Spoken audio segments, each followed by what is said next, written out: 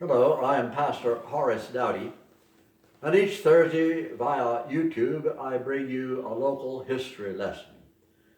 If you like these YouTube presentations, I encourage you to click on like and click on subscribe, and then click on the little bell which will notify you when the programs are up. And I also encourage you to share these views with your friends and your family. I appreciate that. Today, I want to tell you about the Reverend Samuel Houston. The Houston name was glowing with valor long before appearing here in the Valley of Virginia. Exploits such as the siege of Londonderry in 1688 involved heroic Houstons.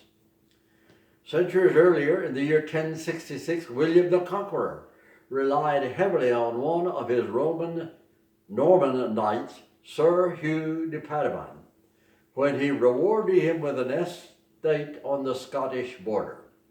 And the castle and the land came to be known as Hugh's Town, a name much easier to pronounce. And from then on, the clan has been Houston. Their religion was Presbyterian, putting them at odds with the Church of England. Economic incentives led them to Ireland, where discrimination, rising rents, and famine pushed them on toward the New World.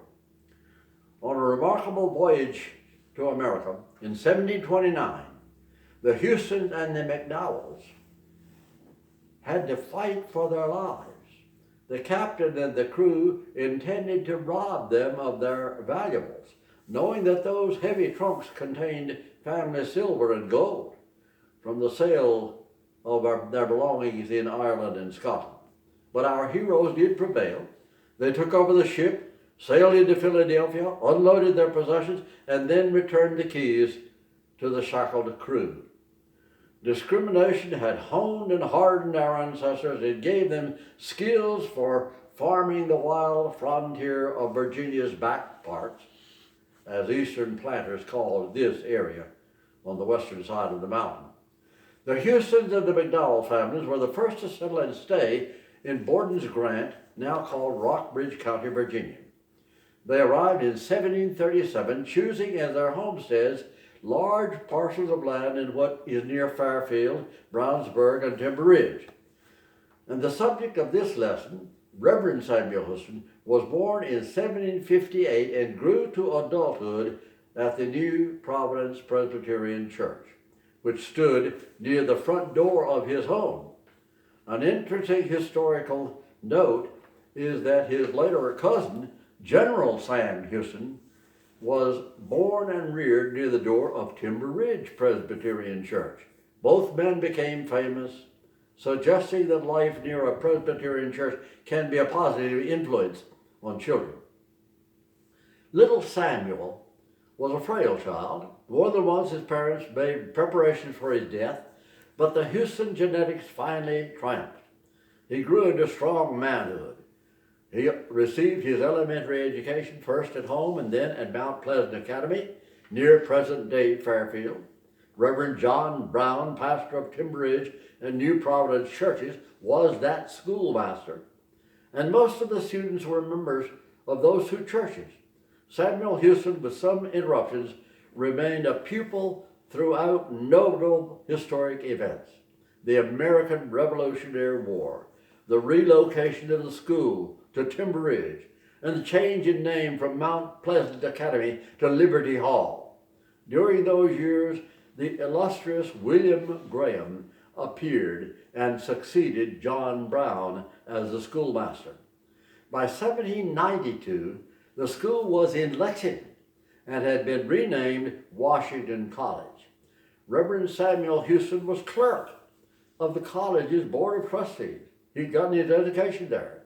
He had seen the school grow from a small log house into an academy and then into a college and theological seminary. He had part in securing the gift from George Washington that provided pivotal help in the survival of the institution we now know as Washington and Lee University. Reverend Houston had received all his formal schooling through only one line of instructors, but it was obviously enough. Presbytery licensed him as a minister in the early 1780s, and he became renowned as a scholar on Virginia's frontier. The Revolutionary War turned him into a soldier for at least 1 year. Historical records distinguish Samuel Houston as one of the bravest of the brave during the famous Battle of Guilford Courthouse, where the militia faced British forces under General Cornwallis. Houston's first pastoral assignment was in Tennessee. Today, a historic marker stands beside the highway near Kingsport, declaring him to be the first Presbyterian minister ever ordained in Tennessee. His church was named Providence, in honor of the home church here in Rockbridge. Samuel married Mary Hall, a beautiful Oxford girl with striking eyes, one blue, the other jet black. Mary's famous brother, Captain James Hall, lies in a grave just out Oxford's front door. Tragically, when Samuel returned home from a Presbyterian meeting in Virginia, he found his bride seriously ill with a fever, and she soon died in his arms. Following Mary's death, Reverend Houston maintained close contact with the Hall family, visiting them often from Tennessee, and even more often after he had moved back to Virginia. It was Samuel Houston who conducted the funeral for Captain James Hall on Oxford's Hill. In Tennessee, Samuel Houston made history as a pastor, but he is also remembered for his leadership in the movement to establish Franklin as a separate state. The effort failed after bitter demonstrations, one of which involved burning effigies of the Reverend Houston and the Reverend William Graham. It was time to come home, and he did. In the summer of 1788, Houston moved to the Natural Bridge area, taking charge of Falling Springs, High Bridge, and Oxford churches. By 1794, he had chosen another Rockbridge beauty as his wife, Margaret Walker. From then on, his life seems to have been full and fruitful. The couple bought 600 acres of rich farmland watered by Cedar Creek and Broad Creek, lying on the flank of Short Hill Mountain. And the next 4 years were busy for Houston. He built new churches at both Falling Spring and High Bridge, and he constructed a large home where he conducted a theological seminary and an academy or high school. That pastor's accomplishments were phenomenal. While raising distinguished children, he was somehow able to teach theology and the classics. He managed model farms and wrote agricultural literature for publication throughout the new country. He preached several times every week. He performed more weddings than any other pastor of his day, and many of those marriages were solemnized on the crest of Short Hill Mountain, midway between Oxford Church and Rural Valley, as his home and school were named. Can you imagine young couples in love atop our soaring mountain, hearing those magic words, "I now pronounce you man and wife"? Houston did own some slaves. With their help, he invented and patented a threshing machine, as well as a winnowing machine.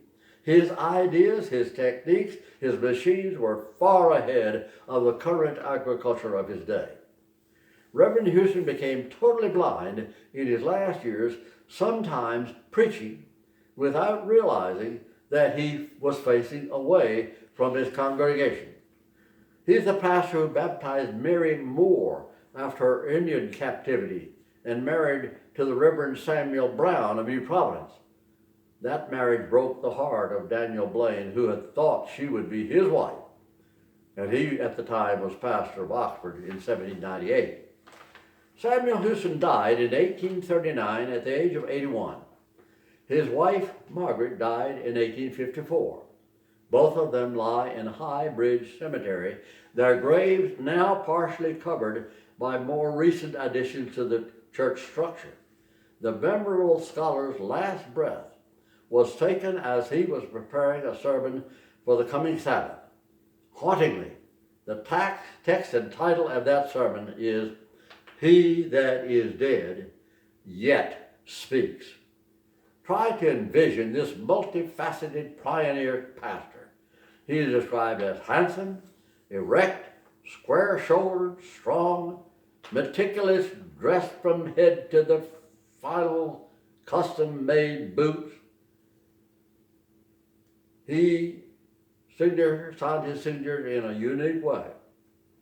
Samuel Houston, VDM. The letters stand for the Latin Verdum Dei Magister, minister of the Word of God.